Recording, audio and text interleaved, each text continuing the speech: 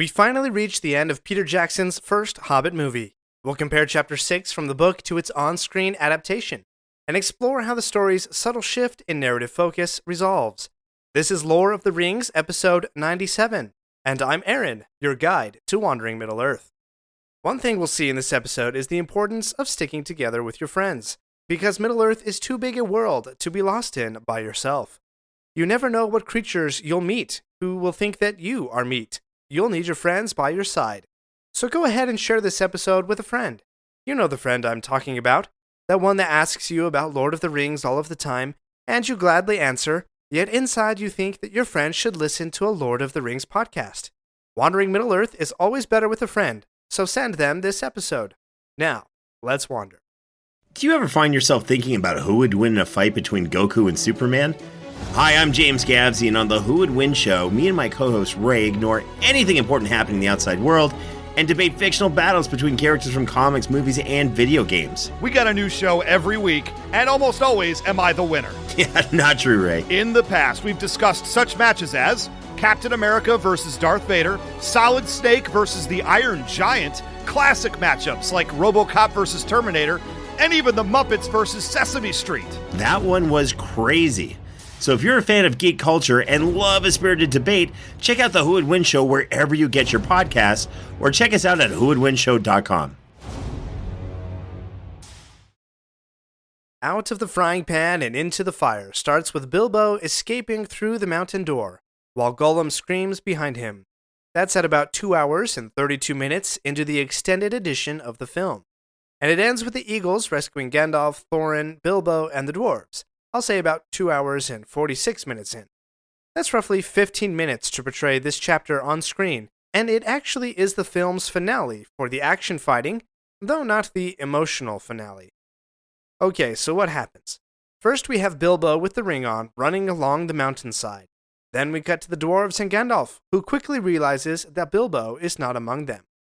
But it's clear that the Dwarves are none too happy with Bilbo. If you remember all the way back in the mountain sequence, Thorin is already upset with Bilbo, and Bilbo is making to return to Rivendell after deriding the Dwarves for not having a home anyway. While Bilbo is eavesdropping, Thorin alleges that Bilbo has abandoned the quest, being too soft for adventures in the wild. Quote, "We will not be seeing our hobbit again," Thorin claims, a clever line seeing as how Bilbo is invisible at that moment. This conversation stirs a moment of decision for Film Bilbo. He actually could turn back. He could abandon the Dwarves. They don't know he's overheard them, but Bilbo makes his decision and reveals himself to the Dwarves. Thorin presses him on why he came back. Bilbo's response reveals to me the displaced narrative focus from the book to the movie. This displacement has been my primary criticism of the Hobbit movies during these book-to-movie comparisons. The film is not a story of a hobbit who has an adventure. It's the story of dwarves reclaiming their home, and a hobbit who happens to help them. I'll give the film credit, though. They capture Bilbo's hobbit lifestyle really well. He misses his books, and armchair and garden, in short, his home. But the dwarves don't have a home, and Bilbo will do what he can to help them take it back. It's a beautiful moment, shots of the dwarves' faces as they hear Bilbo's noble offer of help, the Misty Mountains theme played by a majestic horn in the background. Because we're focused on the dwarves, we don't see their respect for Bilbo grow because he was able to sneak past them and surprise them. Nor does he share about the riddle game and confrontation with Gollum. He slips the ring into his pocket, noticed only by Gandalf. The moment is broken by the reveal of Thorin's archenemy, the Pale Orc, riding astride wargs. Thorin and Gandalf each speak half of the chapter title. Sadly, it doesn't come from Bilbo feeling like a piece of bacon, like in the book.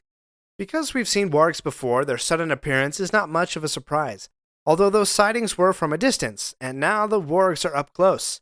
So close that Bilbo sticks his sword into one. They hide in the trees, where Gandalf is able to talk with the butterfly and so call a ride from Uber Eagle. This takes away from the catastrophe that the eagles provide. In the book, Gandalf didn't know that help was on the way, and so the eagle's sudden intervention provides that joyous turn.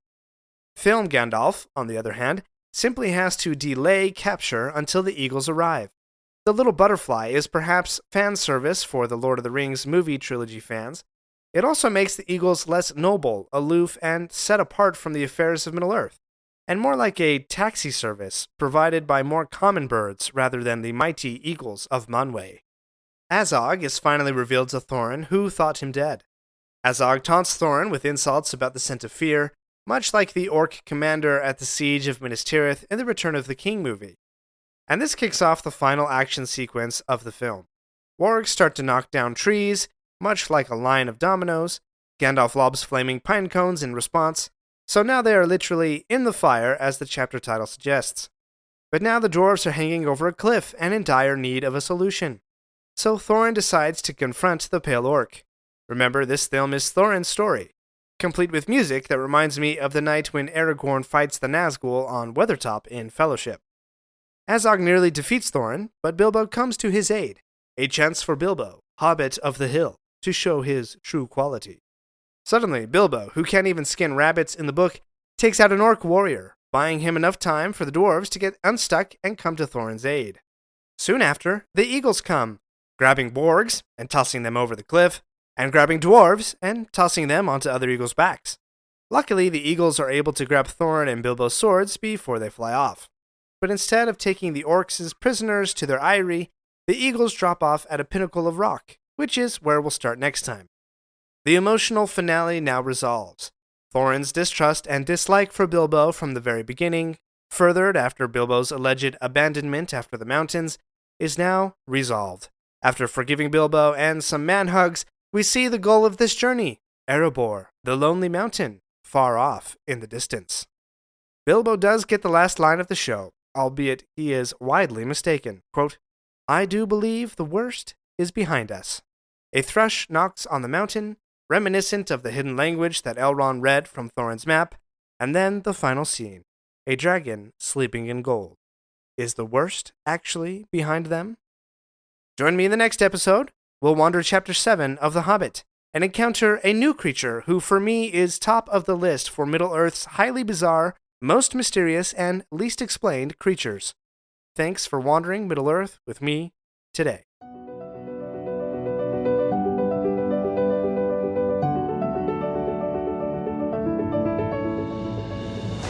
My friends, if you enjoyed this episode, let me know by subscribing, leaving a review, and sharing with your friends. Follow me on Facebook or Instagram at Lore of the Rings Podcast. For feedback on the show, please email me using the link in the show notes. Until next Thursday, remember, not all those who wander are lost.